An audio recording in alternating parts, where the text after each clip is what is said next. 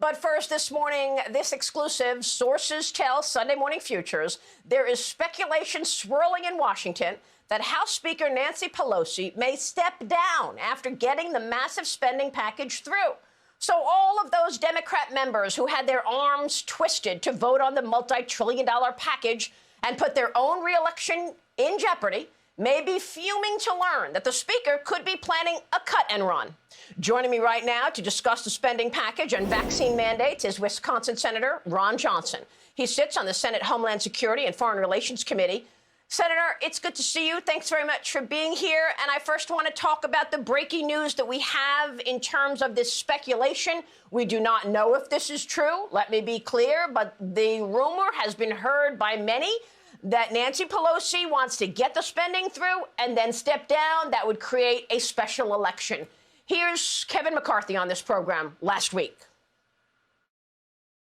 She's a lame duck speaker. She's on a farewell tour. Where was she last month when the Democrats were working on reconciliation? The UK. Where is she today? She's back in Europe while they're supposed to be concerned about the debt ceiling. She's on her farewell tour, and that's why in the reconciliation bill she put $200 million from our hardworking taxpayers for a park in her district.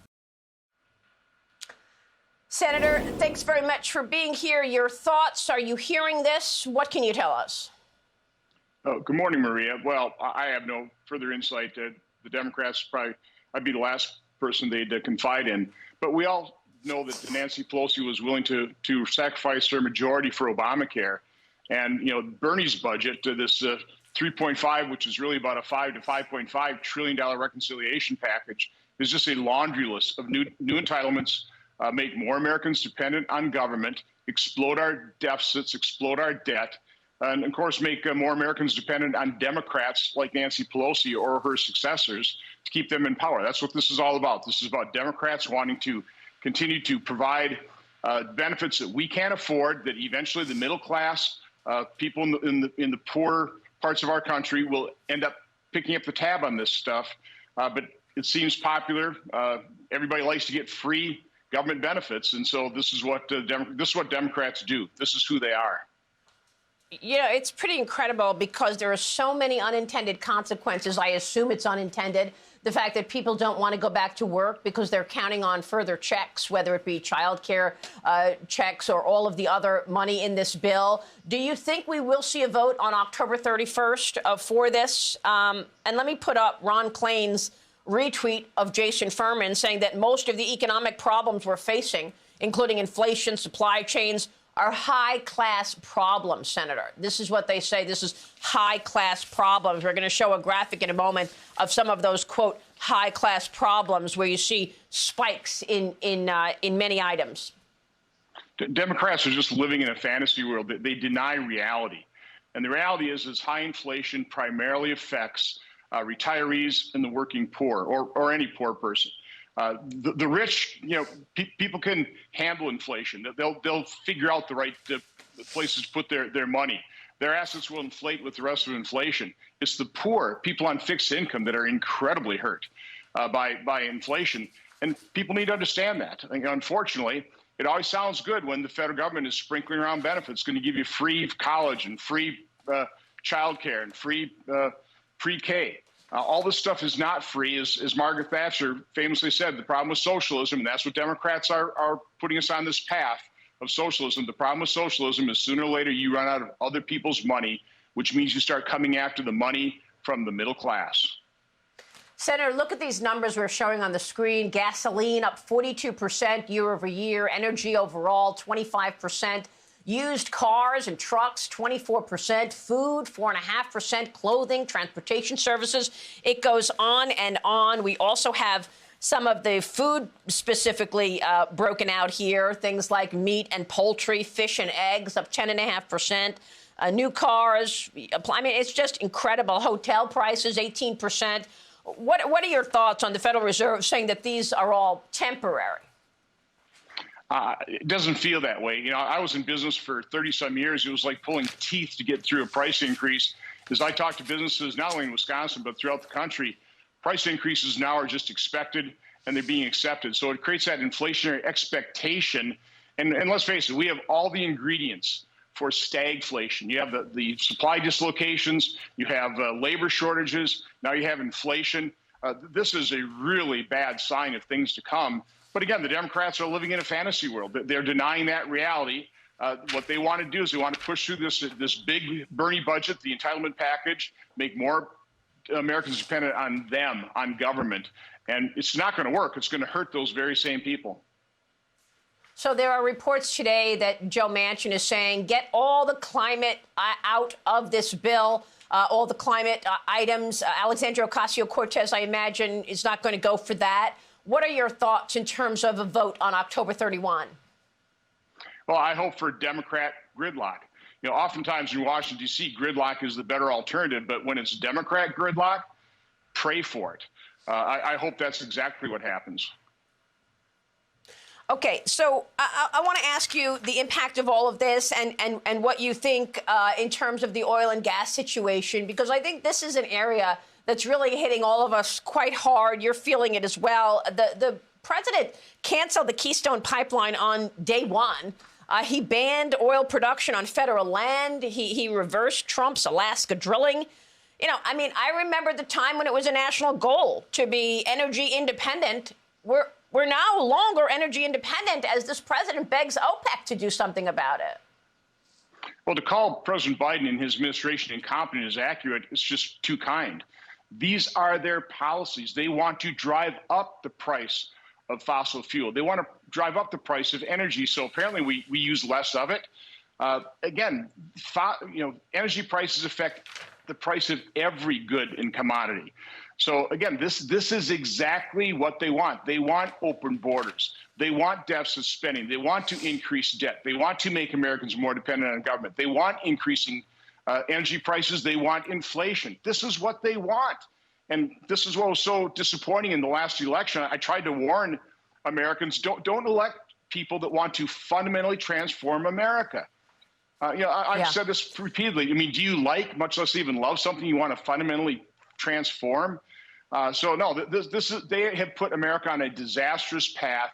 We need to stand athwart history and yell stop, and we need to sweep Democrats from power in the November 2022 election so we can stop this madness.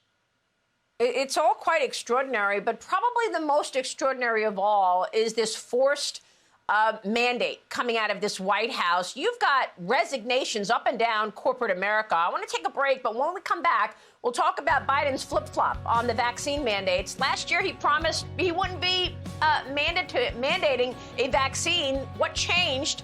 Then a new report that Joe and Hunter Biden shared a bank account as Hunter was rolling in the dough from Ukrainian and Chinese oligarchs. Theft much of the media continues to ignore. We won't. We'll be right back.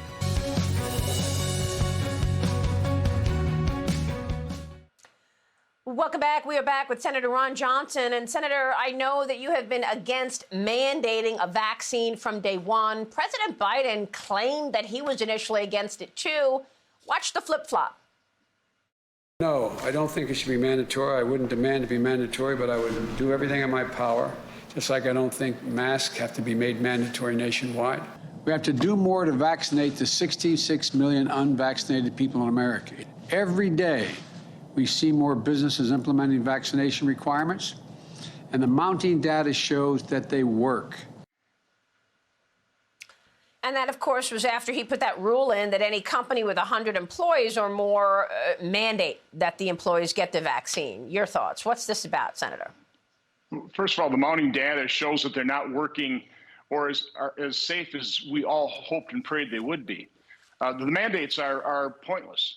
Now that we know that fully vaccinated individuals are getting infected, they can transmit the disease. Unfortunately, they're being hospitalized, they're getting seriously ill, they're dying. There's no point to the mandate whatsoever.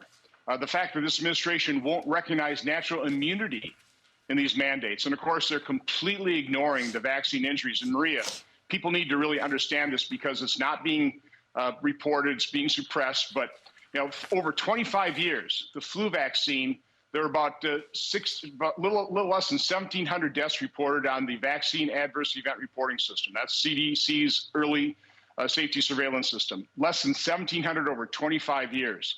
With the COVID vaccine, we've had 16,766 deaths in 10 months. administering this vaccine. Now, I realize the VAERS does not prove causation, but when you have over 5,400 of those deaths occurring on days 0, 1, or 2, it certainly would cause me some serious concern.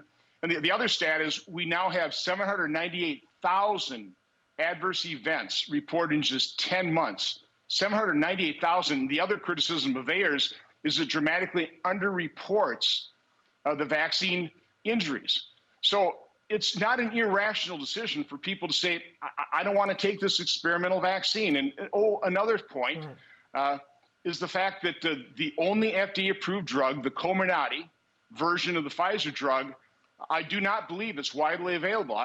We have on the NIH's own website, Pfizer saying they're not going to be manufacturing the FDA version until they use up all the other version that is only under emergency use. And of course, FDA will not answer my letter when I was asking them, what are you doing here? You authorized one, you didn't authorize the other, you extended the emergency use authorization. What is going on here? The agencies are not being transparent. They're not being honest with the American public. Well, unfortunately, there's a lot of politicization going on in every agency right now. I've been asking the question, is the FDA in bed with Big Pharma? I mean, look, you were one of the first to say, let's try ivermectin. This is a Merck drug. It's been used on billions of people for other disease. And Merck makes ivermectin. Now we see that's off patent.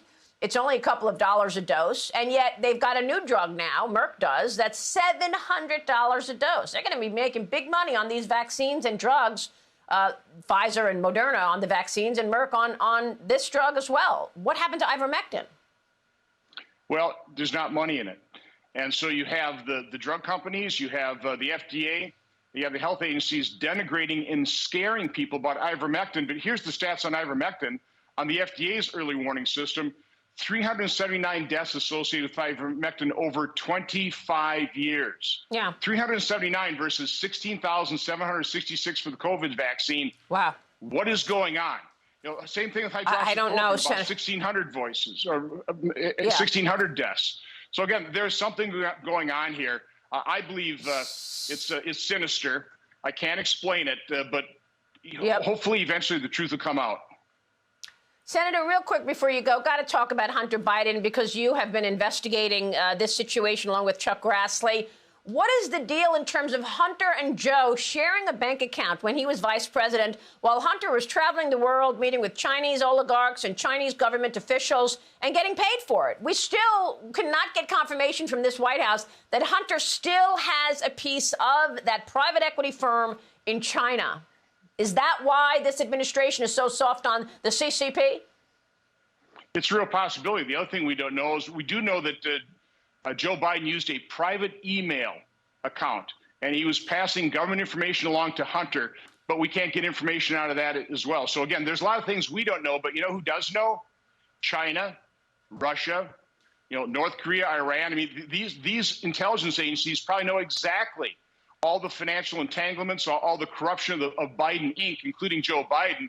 So, yeah, I think it's very possible. Like Tony Bobulinski said, Joe Biden is compromised. I believe he is. We may never find out, but again, the Chinese government knows exactly what type of money laundering was occurring, what type of financial problems, entanglements Joe Biden and Hunter Biden have.